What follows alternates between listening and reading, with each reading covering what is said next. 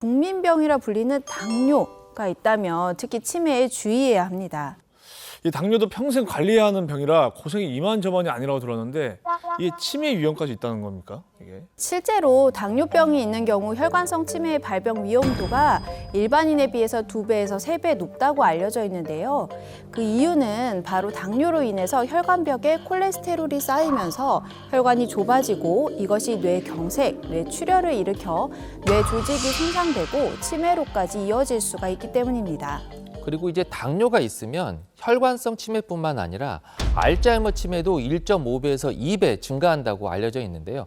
원래 당뇨에서 필요한 게 이제 인슐린 분해 요소예요. 근데 인슐린 분해 요소가 혈당을 조절하는 역할도 하지만 알츠하이머 치매에서 아까 보여드렸던 베타 아밀로이드 단백질을 분해하는 역할을 그러니까 투잡을 하고 있어요. 그런데 혈당이 높으면 당뇨 조절이 안 되면 인슐린 분해 요소가 혈당 조절에 더 일을 많이 하게 되겠죠. 그럼 어떻게 될까요?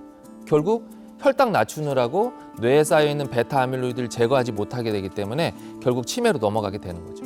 질문이 있는데요. 치매는 정말 안 걸리고 싶은 질환인데 노력을 해도 생기는 이유가 뭔지 알고 싶어요. 네, 치매의 원인은 노화, 스트레스 등 정말 다양하게 볼 수가 있는데요. 우리 뇌를 노화시키고 병들게 하는 대표적인 요인이 바로 활성산소입니다. 이 활성산소란 한마디로 우리 신체가 만들어낸 배기가스인데요. 우리가 먹고 마신 음식과 산소를 에너지로 쓰고 남은 찌꺼기를 말을 합니다. 인류 질병의 90%는 활성산소 때문이다라는 이야기도 있을 정도로 우리 몸에 큰 영향을 끼치는 요소입니다.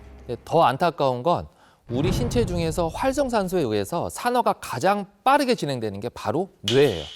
뇌는 우리 몸의 움직임, 행동, 인지, 학습 정말 많은 역할을 하다 보니까 산소가 굉장히 많이 필요하거든요.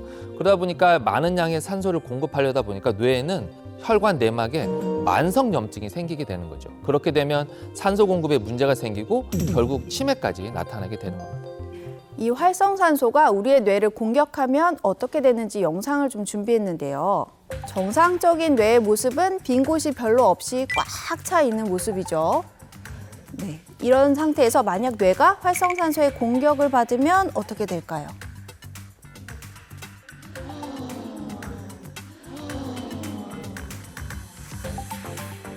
네, 이렇게 활성산소로 인해서 뇌가 위축이 되고 빈 곳이 생기는 것을 확인할 수 있죠. 이렇게 뇌세포가 손상되고 점차 줄어들게 되면서 인지 기능도 떨어지고 치매까지 발생하게 되는 겁니다.